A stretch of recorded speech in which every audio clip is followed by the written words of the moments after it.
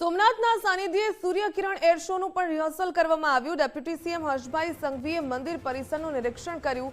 વડાપ્રધાનની મુલાકાત સમયે એર શોનું ભવ્ય આયોજન।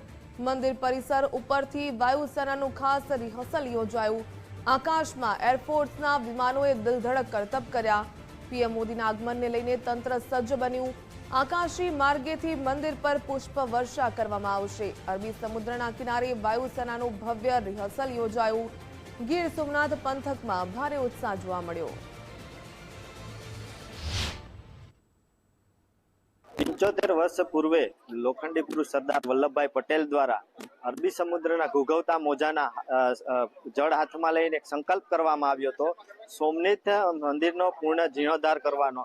જે આજે સંકલ્પ પૂરો થયો છે, એના 75 વર્ષ પૂર્ણ થયા છે, જેને લઈ અને સોમનાથમાં છેલ્લા 3 દિવસથી કાર્યક્રમો યથાવત ચાલુ રહ્યા છે। ત્યારે 11 મેના રોજ ભારતના વડાપ્રધાન નરેન્દ્ર મોદી પણ પધારી રહ્યા છે સોમનાથમાં। જે વાત કરવામાં આવે તો છેલ્લા 3 દિવસથી સોમનાથની અંદર અલગ અલગ મહાપૂજાઓ, સાંસ્કૃતિક કાર્યક્રમો પણ થઈ રહ્યા છે।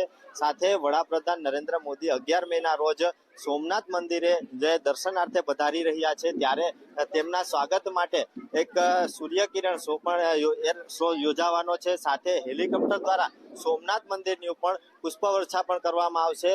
પીએમ નરેન્દ્ર મોદીના હસ્તે સોમનાથ મંદિરની અંદર એક ભવ્ય કળશ પણ મૂકવામાં આવશે, જેના લોકો દર્શન કરી શકે। સાથે સોમનાથની અંદર 3 દિવસ જે અવનવા કાર્યક્રમો યોજાઈ રહ્યા છે, જેને લઈ અને ગુજરાતના નાયબ મુખ્યમંત્રી હર્ષ સંઘવી, અર્જુન મોઢવાડિયા, કૌશિક વેકરિયા, પ્રદ્યુમન વાજા સહિતના મંત્રીઓ પણ હાલ અત્યારે સોમનાથમાં ઉપસ્થિત છે। સુરક્ષા અને વ્યવસ્થાની દ્રષ્ટિએ તમામ તૈયારીઓ પૂર્ણ કરવામાં આવી હોય તેવું સામે આવી રહ્યું છે। ચેતન અપરનાથી, ગુજરાત ફર્સ્ટ, ગીર સોમનાથ।